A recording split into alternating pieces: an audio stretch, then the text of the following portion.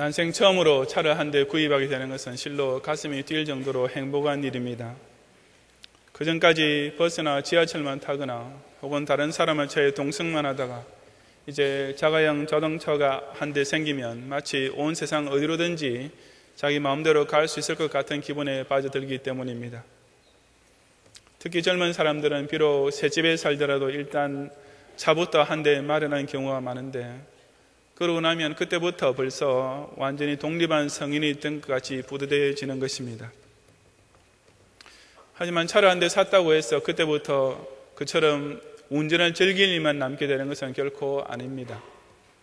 차를 살 때에는 이제 기름만 넣어주면 될 것이라고 생각했던 것이 그 얼마나 큰 오산이었는지는 자동차 정비라는 현실을 접하게 되면서 곧 깨닫게 됩니다. 그 차라는 것이 정기적으로 무슨 오일 교환이라는 것을 해야 하고, 때로는 브레이크 패드라는 것을 갈아주어야 하며, 비록 별 문제가 없어 보일 때에도 정기 점검이라는 것을 해야 하는 것인 줄은 미처 생각해 보지 못했던 것입니다. 본인의 차가 없을 때에는 자동차 정비라는 말을 들어도 차가 고장이 나면 가는 곳이겠지라는 정도로만 알고 있다가, 그게 결코 아니라는 사실을 자기 지갑 속에 있던 아까운 돈을 정비공 손에 넘겨주면서, 혹은 본인 스스로 자동차 밑으로 기어 들어가서 기름때를 묻히면서 오일 필터라는 것을 바꾸어 끼워 보면서 비로소 실감하게 됩니다. 이처럼 차라는 것은 구입만 한다고 끝나는 것이 결코 아니라 그 후에도 계속해서 정비 관리를 해야 안전하게 운전을 즐길 수 있는 것입니다. 우리 기독신자의 교회 생활 역시 그러합니다. 교회에 등록을 하고 출석하기만 하면 나머지 신앙생활은 절로 다 되는 것이라고 생각하는 것 역시 큰 오산입니다. 교회 생활도 마찬가지로 그것을 통해 항상 은혜와 축복을 마음껏 누리기 위해서는 영적 정비가 꼭 필요하기 때문입니다. 이스라엘 백성들이 지금 막 완성된 성막을 본격적으로 가동시키기 시작했던 낙성식 혹은 봉헌식에서 바로 우리는 그런 원리를 찾을 수 있습니다. 성막과 그에 속한 기구들이 다 만들어졌다고 해서 그 성막이 절로 기능을 발휘하게 되는 것은 아니었으며, 거기는 세 단계의 가동 작업이 필요했습니다. 하지만 그것들은 비단 낙성식 때문뿐 아니라 그 이후에도 성막의 기능이 계속 원활하게 유지되기 위해서 꼭 필요한 일이기도 했습니다. 그것들이 과연 무엇이었습니까? 이 시간 저는 우리 기독 신자들이 교회 중심의 신앙생활을 항상 은혜 충만하게 유지하기 위하여 늘 스스로의 심령을 통하여 각자 점검하고 관리해야 할 영적 정비가 무엇인지를 함께 상고해 보고자 합니다. 기독신자는 첫째로 경건을 통한 성화로서 교회 중심의 생활을 영위해 가야 합니다. 교회 생활을 제대로 유지하기 위해서는 성화, 즉 거룩한 경건 생활로서 날마다 자신의 더러운 죄를 닦아내는 영적 정비가 반복되어야 한다는 뜻입니다. 본문 1절부터 16절까지 말씀을 함께 봉독하겠습니다. 여호와께서 모세에게 일러 가라사대, 너는 정월 초 1일에 성막 곧 회막을 세우고 또 증거궤를 들여놓고 또 장으로 그 궤를 가리우고 또 상을 들여놓고 그 위에 물품을 진설하고 등대를 들여놓고 불을 켜고 또 금향단을 증거궤 앞에 두고 성막문에 장을 달고 또 번제단을 회막의 성막문 앞에 두고 또 물두멍을 회막과 단사에 놓고 그 속에 물을 담고 또 뜰 주위에 포장을 치고 뜰문에 장을 달고 또 관유를 취하여 성막과 그 안에 있는 모든 것에 발라 그것과 그 모든 기구를 거룩하게 하라. 그것이 거룩하리라. 너는 또 번제단과 그 모든 기구에 발라 그 안을 거룩하게 하라. 그 단이 지극히 거룩하리라. 너는 또 물두멍과 그 받침에 발라 거룩하게 하고 너는 또 아론과 그 아들들을 회막문으로 데려다가 물로 씻기고 아론에게 거룩한 옷을 입히고 그에게 기름을 부어 거룩하게 하여 그로 내게 제사장의 직분을 행하게 하라. 너는 또 그 아들들을 데려다가 그들에게 겉옷을 입히고 그 아비에게 기름을 부음같이 그들에게도 부어서 그들로 내게 제사장 직분을 행하게 하라. 그들이 기름 부음을 받았은즉 대대로 영영이 제사장이 되리라 하시매 모세가 그같이 행하되 곧 여호와께서 자기에게 명하신 대로 다 행하였더라. 아멘. 여기서 하나님께서 모세에게 명하고 계시는 것들은 이제 막 완성된 성막과 그 기구들을 어떤 순서로 조립해서 완성해야 할 것인지에 대한 세부적 지시입니다. 그처럼 성막을 조립하고 세우는 과정에서 특별한 순서가 하나 포함되었는데 그것이 곧 그 모든 성막과 기구들의 관유를 바르는 것이었습니다. 비단 성막과 기구들뿐 아니라 아론과 그의 아들들을 제사장으로 임직하는 순서에서도 그 기름을 그들에게 붓도록 했습니다. 이 관유라는 것은 출애굽기 30장 22절부터 25절에서 하나님께서 그 제조법을 자세히 설명해 주고 계시는 것인데, 간단히 말하자면 당시에 있던 최상급 향품들의 모든 종류와 최고 품질의 감람유를 섞어서 만든 아주 특별한 향유였습니다. 그 관유를 성막과 그 기구에 그리고 제사장들에게 바른 것은 곧 그것들을 성별시키기 위한 상징적인 의식이었습니다. 그래서 본문 말씀에 보면 관유를 발라 거룩하게 하라 혹은 기름을 부어 거룩하게 하라는 말씀이 여러 번 반복되어 나타나고 있는 것입니다. 이 거룩이라는 단어는 원래 구별하다라는 뜻의 어원을 가진 말입니다. 즉 그처럼 관유를 통해 성별됨으로써 비로소 성막과 그에 속한 모든 것들은 하나님 자신의 것으로 거룩하게 구별되었던 것입니다. 이런 거룩한 구별이 없는 교회 생활이라는 것은 그야말로 무용지물입니다. 히브리서 12장 14절에 모든 사람으로 더불어 화평함과 거룩함을 조치라, 이것이 없이는 아무도 주를 보지 못하리라고 말씀하고 있지 않습니까? 거룩함, 즉 성화생활의 진보가 없으면 아무리 겉으로는 교회 생활을 하고 있는 것 같아도 결국에 가서는 주를 보지 못할 것이라고, 즉 재림하실 주님 앞에서 구원의 반열에는 절대로 서지 못할 것이라고 단호히 잘라 선포하고 있는 것입니다. 왜냐하면 바로 이 거룩함이야말로 하나님의 대표적인 속성이며 따라서 그 하나님과 교제하며 사는 양자가 되기 위한 필수 조건이기 때문입니다. 다시 말해서 거룩함과 거룩하지 않음이야말로 하나님과 사람 사이를 구별짓고 갈라놓는 대표적인 차이점인 것입니다. 그런 까닭에 이 거룩함이란 우리가 이 세상에서 신앙생활 할 때부터 하나님과 인격적으로 접촉하게 되는 대표적인 통로인 동시에 그 하나님을 조금씩 더 닮아가게 되는 대표적인 공감대이기도 합니다. 그렇다면 사람은 과연 어디서 이런 거룩함을 배우고 익힐 수 있겠습니까? 그것은 오직 교회일 뿐입니다. 왜냐하면 교회는 바로 흠도 티도 점도 없이 지극히 거룩하신 우리 주 예수 그리스도의 몸이기 때문입니다. 주님께서는 실로 완벽하게 거룩한 당신의 보혈을 흘리심으로써 이 교회를 장망성 세상으로부터 성별하여 세워주셨습니다. 그러니 진정 그런 교회의 지체가 된 기독신자라면 당연히 그 주님의 거룩하심을 자신도 절로 본받아서 입게 될 수밖에 없지 않겠습니까?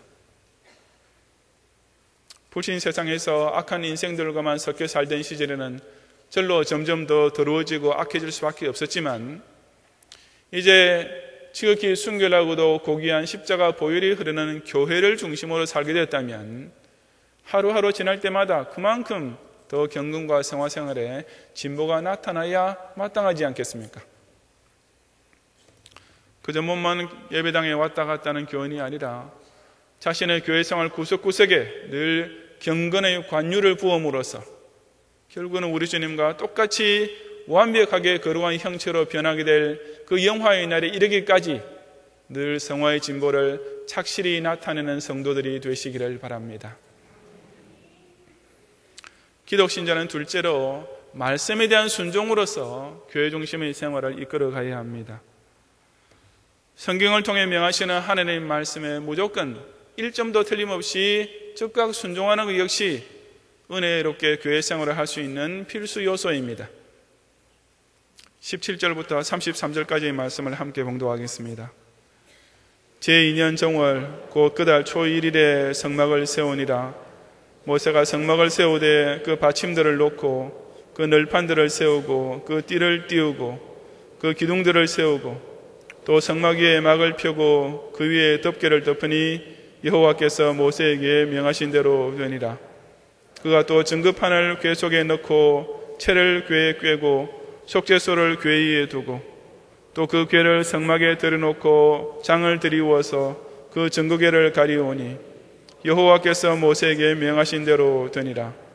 그가 또 회막안 곧 성막 북편으로 장 밖에 상을 놓고 또 여호와 앞 그 상 위에 떡을 진설하니 여호와께서 모세에게 명하신 대로 되니라. 그가 또 회막안 곧 성막 남편에 등대를 놓아 상과 대하게 하고 또 여호와 앞에 등잔에 불을 켜니 여호와께서 모세에게 명하신 대로 되니라. 그가 또 금 향단을 회막안 장 앞에 두고 그 위에 향기로운 향을 사르니 여호와께서 모세에게 명하신 대로 되니라. 그가 또 성막문에 장을 달고 또 회막의 성막문 앞에 번제단을 두고 번제와 소제를 그 위에 드리니 여호와께서 모세에게 명하신 대로 되니라. 그가 또 물두멍을 회막과 단 사이에 두고 거기 씻을 물을 담고 자기와 아론과 그 아들들이 거기서 수족을 씻되 그들이 회막에 들어갈 때와 단에 가까이 갈 때 씻었으니 여호와께서 모세에게 명하신 대로 되니라. 그가 또 성막과 단 사면들에 포장을 치고 뜰문의 장을 다니라. 모세가 이같이 역사를 필하였더라. 아멘. 이제 드디어 성막 조립과 기구 배치가 본격적으로 시작되는데 그 순서와 요령은 바로 앞의 1절로 15절에서 하나님께서 모세에게 명령하신 것과 똑같습니다.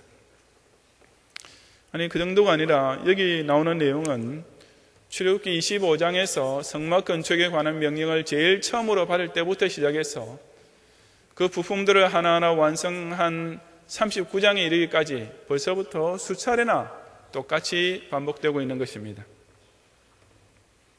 그렇다면 사실상 생각해도 좋을 만한 똑같은 내용을 왜 몇 번씩이나 반복해서 이 성경 말씀에 굳이 기록하고 있는 것이겠습니까? 그 이유는 바로 성막 건축이 처음부터 끝까지 오로지 여호와께서 모세에게 명하신 말씀대로 한치 틀림없이 그대로 수행이 됐다는 사실을 강조하기 위함입니다. 방금 읽은 17절부터 33절에 이르기까지 구구절절 여호와께서 모세에게 명하신 대로 되니라는 말씀이 반복되고 있는 배경도 바로 여기에 있는 것입니다. 성막 건축은 애초에 오직 하나님 뜻에 의하여 시발되었으며 모든 세부 사항에 이르기까지 전적으로 하나님의 지시에만 따라서 진행되었습니다. 성막의 내외 디자인은 물론이거니와 그것들을 만들 각종 재료뿐 아니라 공사 책임자들에 이르기까지 하나님께서 일일이 친히 지시해 주셨던 것입니다. 그래서 이제 그 완성된 부품들을 조립해서 성막을 완공하는 단계에서도 역시 마찬가지였습니다. 그 모든 과정을 거쳐 모세가 한 것이라고는 단 한 가지, 오직 하나님께서 명하신 그대로 순종만 할 뿐이었습니다. 그러니 그 성막을 중심으로 이루어질 미래의 모든 예배생활 역시 꼭 마찬가지로 오직 하나님의 말씀 중심으로만 진행될 것이라는 사실 또한 두말할 필요가 없는 일이었습니다. 물론 이것 역시 오늘날의 교회 중심 생활에도 어김없이 적용되는 철칙입니다. 말씀 순종이란 우리의 신앙생활에 있어서 나사를 꼭 죄는 것과 같습니다. 만약 이것이 느슨해지면 그 사람의 신앙이라는 것은 언제 어디서 풀려버리고 사고가 날지 알 수 없는 지극히 불안하고 위험한 상태가 될 수밖에 없는 것입니다. 하나님의 아들이신 예수님조차 순종함을 배워서 온전하게 되었다고 히브리서 5장 8절에서 말씀했으니 우리들이야 오죽하겠습니까? 그럼에도 불구하고 순종한다는 것을 무조건 부담스럽게만, 무조건 귀찮고 힘든 것으로만 여기는 교훈들이 있습니다. 하지만 다시 한번 잘 생각해 보면 결코 그렇지 않습니다. 명장이 필성의 작전을 세운 후에 내려주는 명령을 그대로 복종한 것이 병사에게는 얼마나 믿음직한 일이겠습니까? 그저 그 명령만 따라서 자신에게 맡겨진 임무를 수행하면 자기 편이 반드시 이기게 된다는 것을 확신하고 있는 병사에게는 그 명령에 절대 복종하는 것이야말로 군인으로서 실로 부듯한 일이며 그런 명령이 떨어지기를 오히려 기다리게 될 것입니다.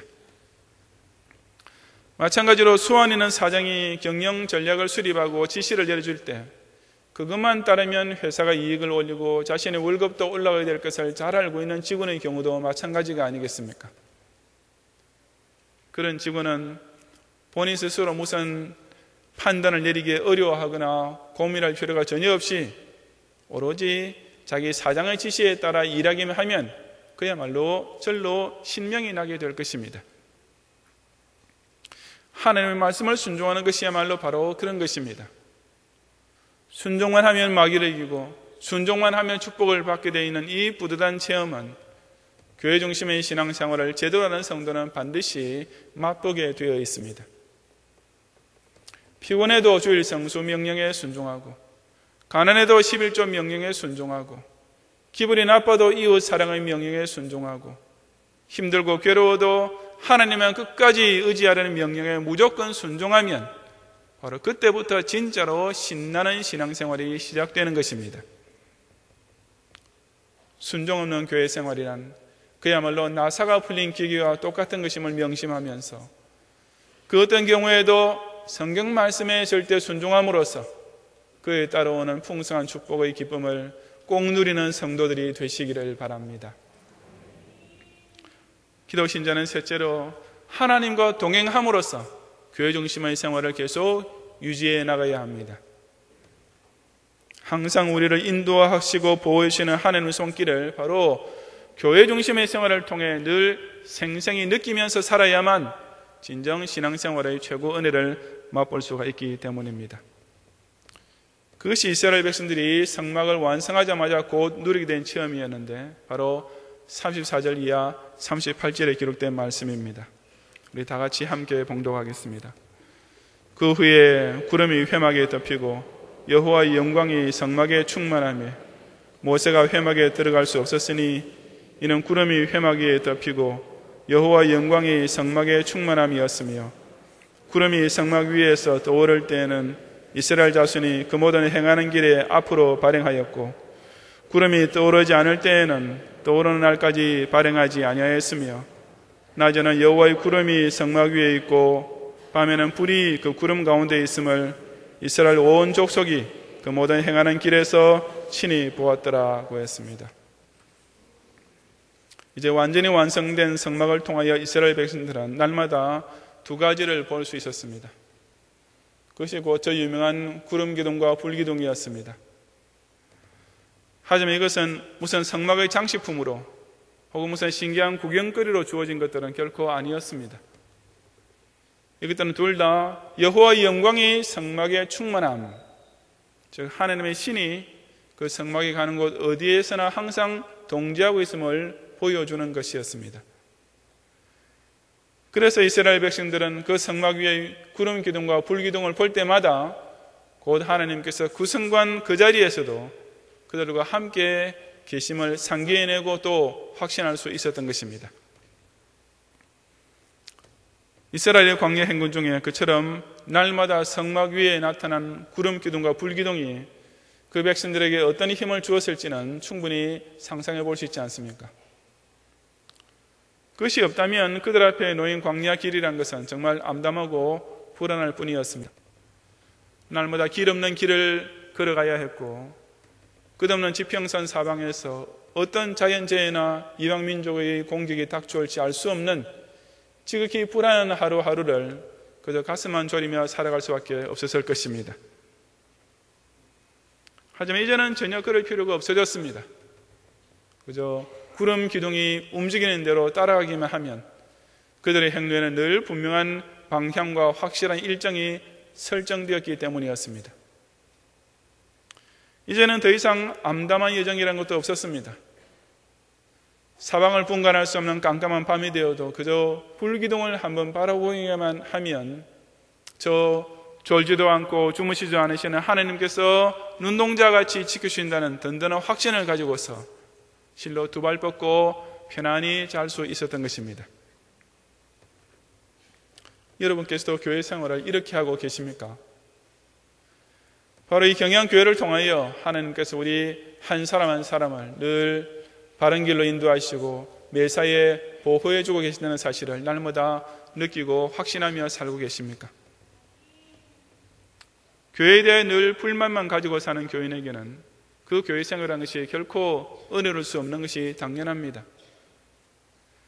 하지만 이전이었다면 도저히 어찌할 줄 몰랐던 어려운 인생 기로에 섰을 때에도 바로 교회의 강단을 통해 올바른 길로 인도받는 체험을 하게 되면 실로 하늘아버지께서 자신의 손을 직접 붙잡고 이끌으신다는 확신이 생기지 않겠습니까? 내가 나가주지 않으면 교회만 손해지 라는 식으로 자칫 교만에 빠져 있으면 결코 교회 생활에 참된 은혜를 맛볼 수가 없습니다. 하지만 예수 믿기 전이라면 꼼짝없이 넘어지고 말았을 절망적인 일을 당하게 되었을 때에도 교회의 성도들이 함께 간구해지는 기도를 통해 놀라운 응답을 받게 되면 실로 보혜사 성령께서 자신을 눈동자같이 지키고 보살펴 주신다는 사실을 몸으로 느끼게 되지 않겠습니까? 이처럼 교회를 통해 살아계신 하나님의 영광이 눈에 보이고 교회를 통하여 그 하나님의 인도와 보호를 체험하게 될 때 그런 성도 앞에 놓인 인생길은 결코 더 이상 막막한 광야가 될 수 없는 것입니다. 그러니 아무리 오랜 교회 생활을 했다고 해도 이런 구름 기둥과 불 기둥의 은혜를 실제로 누려보지 못했다면 그것이야말로 헛수고가 아니고 무엇이겠습니까? 그런 신앙생활이란 가끔씩 예배 출석 한번 하는 것만도 무척 어려운 실로 녹이 슬 대로 쓸어있는 상태인 것입니다. 말세가 될수록 모이기를 피하는 자들같이 되지 말고 더욱 교회 중심으로 매사에 하나님과 동행하는 즐거움을 실제로 체험함으로써 자신의 신앙생활을 진정 활기차게 만드는 영적 윤활유를 늘 치고 사는 성도들이 되시기를 바랍니다. 성도 여러분, 우리가 과연 어떻게 해야 그것이 정말 교회 생활다운 교회 생활이 될 수 있는지를 하나님께서 모세를 통해 이스라엘 백성도 하여금 세우게 하신 성막을 통하여 살펴보았습니다. 거룩한 경건 생활을 통하여 더욱 성화의 진보를 나타내도록 부단히 노력하고 신앙과 행위에 대하여 유일한 기준인 성경 말씀에 절대 순종하며 주님의 인도하심과 보호하심을 오직 철저한 교회 중심의 생활을 통해 날마다 피부로 느끼면서 사는 것, 바로 이것들이 자신의 신앙생활을 제대로 유지해 나가기 위하여 꼭 필요한 점검 종목인 동시에 정비 조건인 것입니다. 우리나라의 자동차 정비소에 가보면 흔히 닦고 조이고 기름치자는 표를 보게 됩니다. 원래 군대에서 쓰던 용어를 알고 있는데 이제는 일반화된 정비의 기본이요 상식이 되었습니다. 만약 평소에 늘 닦고 조이고 기름을 치지 않으면 그 차가 결국 어떻게 될 것인지는 삼적 동자도 다 잘 아는 사실인 것입니다. 혹 여러분의 교회 생활이 부드럽게 굴러가지 못하고 있지는 않습니까? 어딘지 모르게 삐걱거리는 소리를 내거나 잦은 고장을 일으키지는 않습니까? 차를 샀다고 다 끝나는 것이 아닌 것처럼 교회에 다니기 시작했다고 다 된 것이 결코 아닙니다. 성화의 진보로서 자신의 삶을 더더욱 윤인하도록 닦고 말씀을 순종하여 생활에서 체험함으로써 자신의 심령의 나사를 더 꽉 조여가고 여세 동안에도 항상 교회를 향하여 마음의 창을 열고 기도하는 중에 하나님께서 만사형통하게 인도해 주시는 기름칠을 하면서 살아보시기 바랍니다. 정말 잘 굴러가는 신앙생활, 정말 쾌적한 교회 생활이 될 것입니다. 이스라엘 백성들은 광야 한가운데 그처럼 귀한 성막을 세우게 되었습니다. 이제 그들은 더 이상 애굽의 종도 아니요 금송아지 우상 앞에 절하는 백성도 아니었습니다. 왜냐하면 살아계신 하나님을 모신 성막이 그들의 광야 여로 가운데 우뚝 서서 중심을 잡고 그들을 인도해 주었기 때문이었습니다. 그 얼마나 좋았겠습니까? 그러니 그들이 그 얼마나 정성껏 그 성막을 모셨겠습니까? 이 경양교회도 우리 모두에게 바로 그런 성막이 되어야 하지 않겠습니까? 이 교회를 우리에게 주신 까닭에 우리는 더 이상 죄의 종이 아니라 자유자가 되었으며, 멸망당할 가정한 것 앞에 절하던 우상숭배자가 아니라 유일신 여호와만을 경외하는 선민이 되었습니다. 그렇다면 이 교회야말로 내 인생을 위해 하나님께서 주신 가장 귀한 존재인 줄 깨닫고 더 아끼고 더욱 사랑해야 하지 않겠습니까? 경건 생활을 통한 성화와 말씀에 대한 절대 순종과 하나님의 구체적인 보호와 인도하심을 바로 이 경양교회를 통하여 나날이 지키고 체험함으로써 이 주님 몸된 교회를 더욱 거룩하고 아름답고 영광스럽게 함께 세워가는 모든 경양의 성도들이 되시기를 주님 이름으로 축원합니다.